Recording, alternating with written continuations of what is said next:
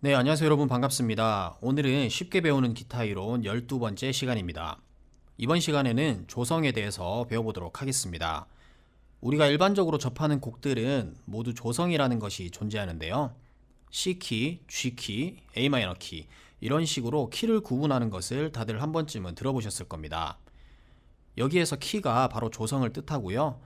어릴 때 음악 시간에는 이렇게 영어 표현을 쓰지 않고 다장조, 바장조, 라단조 이런 식으로 배웠었죠. 조성은 크게 장조와 단조로 나눌 수 있는데요. 영어로 표현하면 메이저 키와 마이너 키가 되겠습니다. 우선은 메이저 키를 기준으로 기본적인 것들을 익히신다고 생각하시면 되고요. 마이너 키에 대해서는 별도로 분리해서 영상 올려드리도록 할게요. 자, 이번 시간에 배울 내용은 한마디로 요약하면 악보를 보고 키를 찾는 방법입니다. 보통 초보자분들이 그냥 코드나 탑악보만 보시면서 곡을 연습하시는 분들이 많은데, 이번 영상을 통해서 적어도 내가 치고 있는 이 곡이 무슨 키인지는 확실히 알고 넘어갈 수 있도록 저와 함께 배워보시면 좋을 것 같네요. 자, 그럼 본격적으로 시작해 보도록 하겠습니다. 악보를 보고 키를 구분하기 위해서는 조표라는 것을 봐야 합니다. 조표가 무엇이냐면 악보 가장 첫 부분에 음자리표와 박자표 사이에 이런 식으로 샵이나 플랫으로 표기하는 것을 말하고요. 이 조표를 보고 곡의 키를 찾으시면 됩니다. 조표는 샵이 붙은 것과 플랫이 붙은 것으로 나눌 수 있는데요. 가장 먼저 외워야 할 것이 있습니다. 바로 샵 붙는 순서 그리고 플랫 붙는 순서입니다.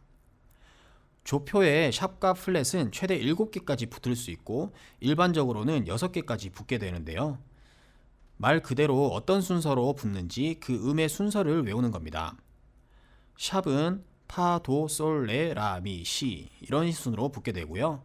플랫은 반대로 시, 미, 라, 레, 솔, 도, 파 이렇게 됩니다. 파도, 솔, 레, 라, 미, 시 그리고 시, 미, 라, 레, 솔, 도, 파 이건 반드시 외워주시고요. 이 순서를 외우셨다면 이제 키를 한번 찾아볼게요. 먼저 샵 붙는 키부터 해보도록 하겠습니다. 샵이 3개 붙어 있는 이 조표를 예로 들어볼게요. 샵 붙는 순서는 파도 솔레 라미시였죠.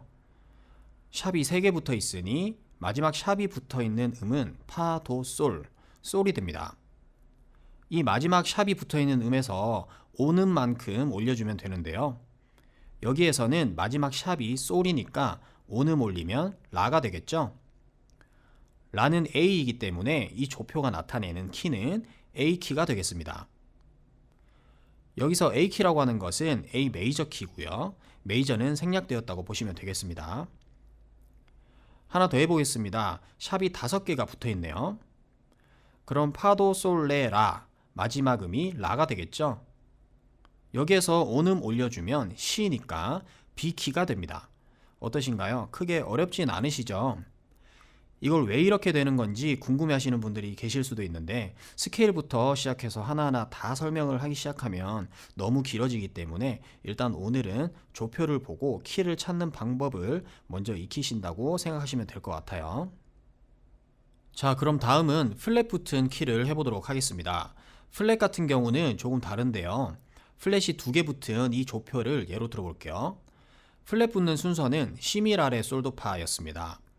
플랫은 가장 마지막 플랫이 붙은 음을 찾는 게 아니라 그 전의 음을 기준으로 잡으시면 되는데요. 플랫이 2개 붙었으니 시, 미 해서 미가 기준이 되는 게 아니고 그 전의 음인 시가 기준이 됩니다. 시는 B가 되는데 여기서 중요한 건 플랫이 붙은 키들은 기준음에 플랫을 붙여줘야 한다는 겁니다. 그래서 B키가 아니라 B 플랫 키가 됩니다. 한 번 더 해볼게요. 플랫이 4개 붙어 있는 악보가 있습니다. 마지막 플랫이 붙은 음이 아니라 그 전의 음을 기준으로 잡는다고 했죠. 그러니까 시, 미, 라, 레에서 레가 아니라 세 번째인 라가 기준이 되고요. 라는 A가 되고 거기에 플랫을 붙여주면 A 플랫 키가 됩니다. 자, 이렇게 찾는 방법이 가장 일반적이긴 한데요. 아마 이것도 조금 헷갈리고 어렵다고 생각하시는 분들이 계실 겁니다. 그래서 제가 레슨을 할 때 조금 더 간단하게 설명을 하는 방법이 있는데요. 그 방법대로 다시 설명을 해볼게요. 자, 우선 샵 붙은 키는 파도 솔레 라미시 이렇게 되잖아요.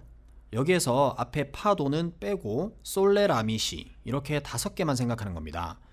그럼 어떻게 되냐면 예를 들어 샵이 2개 붙어 있을 때 솔레라미시 이 순으로 카운트를 해보면 솔레니까 두 번째인 레가 되겠죠. 레는 D니까 D키가 됩니다. 다시 샵이 5개가 붙어 있다. 그럼 솔레라미시 마지막 C죠. C는 B니까 B키가 되는 겁니다. 마지막 샵이 붙은 음에서 온음을 다시 또 올려서 계산하는 것보다는 이런 식으로 하시면 조금 더 간단하게 찾으실 수 있을 겁니다. 다음은 플랫입니다. 플랫 같은 경우는 일단 플랫이 붙어있는 개수를 처음부터 하나 뺀다고 생각하는 겁니다. 예를 들어 플랫이 4개 붙어 있다 그러면 하나를 빼고 3개라고 생각하시고 카운트하는 겁니다. 그럼 시미라레 솔도파이니까 시미라 라가 되겠죠. 여기에 플랫만 붙여주면 라는 A니까 A 플랫키 이렇게 되는 겁니다.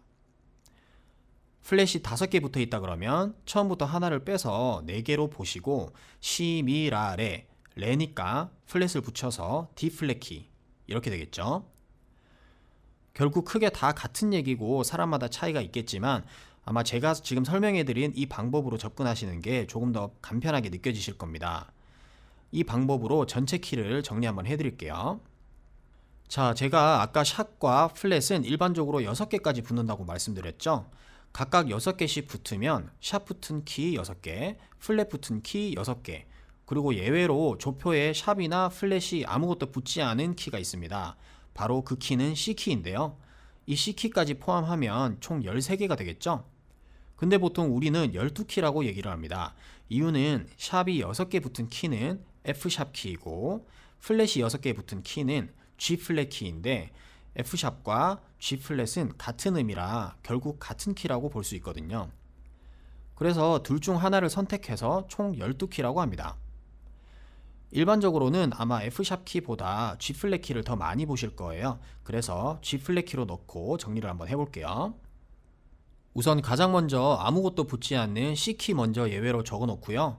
샵 붙은 키는 솔레라미시 이렇게 5개로 찾을 수 있으니까 샵 하나는 G키, 샵 2개는 D키, 샵 3개는 A키, 샵 4개는 E키, 샵 5개는 B키 이렇게 됩니다. 그럼 우선 6개 키가 나왔죠? 다음 플랫이 붙은 키를 보면 되는데 제가 아까 플랫은 무조건 하나를 빼고 생각하라고 했었잖아요. 여기에서 막히는 게 뭐냐면 플랫이 하나 붙은 건 더 이상 뺄 게 없어서 그 방법을 적용할 수가 없게 됩니다.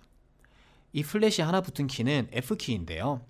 플랫이 붙은 조표를 사용하면서 유일하게 음에 플랫이 붙지 않는 키이기도 하기 때문에 이것도 C키처럼 별도로 외워주시는 게 좋습니다. 그러면 남은 건 플랫 2개부터 6개까지 붙은 키죠. 이것도 정리해 볼게요. 플랫이 2개 붙으면 하나 빼고 보니까 첫 번째인 C 여기에 플랫을 붙이면 B 플랫 키가 되고요. 3개 붙은 건 C, B 해서 E 플랫 키, 4개 붙은 건 C, B, 라니까 A라서 플랫 붙이면 A 플랫 키, 5개 붙은 건 C, 미, 라, 레니까 D 플랫 키, 6개 붙은 건 C, 미, 라, 레, 솔, G 플랫 키가 됩니다. 자, 그럼 총 12키가 다 나왔죠. 아무것도 붙지 않은 C키와 플랫이 하나 붙은 F키는 별도로 외워주시고요. 나머지는 제가 위에서 설명한 대로 적용해 보시면 다 찾으실 수 있으실 겁니다. 오늘 이 영상을 통해서 조표를 보고 키를 찾는 방법을 제대로 익히셨다면 지금 연습하고 계신 곡들 또는 예전에 연습했던 곡들, 악보를 모두 꺼내셔서 하나씩 이 조표를 보고 무슨 키인지 찾아보시면 즐거운 복습이 되지 않을까 싶네요. 자, 오늘 이렇게 악보를 보고 키를 찾는 방법에 대해서 알려드렸는데요. 오늘 내용은 어떤 깊은 원리를 설명하는 게 아니라 단순히 방법을 알려드리는 게 목적이니까 가볍게 외우실 건 외우시고 또 복습할 건 복습하시면서 충분히 소화하시면 좋을 것 같습니다. 그럼 오늘 영상은 여기서 마무리하도록 하고요. 혹시 궁금하신 점 있으신 분들은 댓글 남겨주시고 제가 다시 영상을 올리는 데까지 시간이 너무 많이 걸렸는데 앞으로는 계속 이어갈 수 있도록 최선을 다해보도록 하겠습니다. 영상 봐주시는 분들 항상 감사드리고요. 저는 또 다음 영상에서 뵙도록 할게요. 감사합니다.